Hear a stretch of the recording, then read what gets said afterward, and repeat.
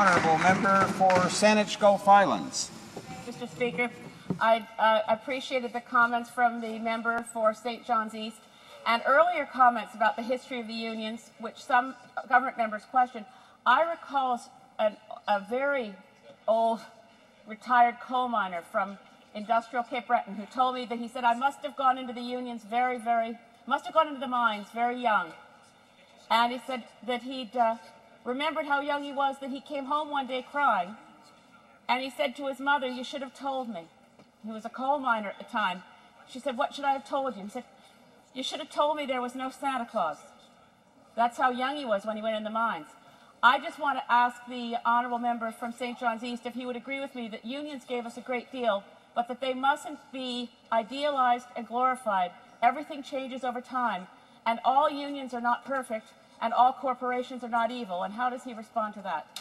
The honourable member for St. John's East. I'm frankly quite astonished to hear that from the honourable member for Saanich Gulf Islands.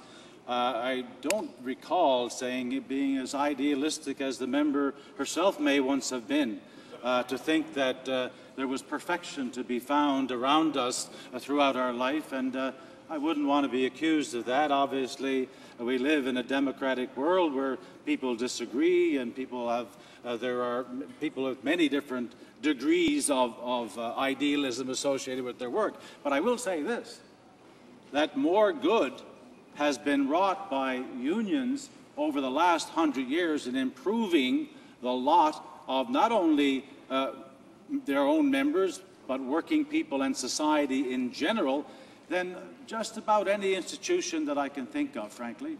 So they have brought about a great deal of progress and a greater sense of equality. Unfortunately, this government wants to put that backwards instead of bringing it forwards.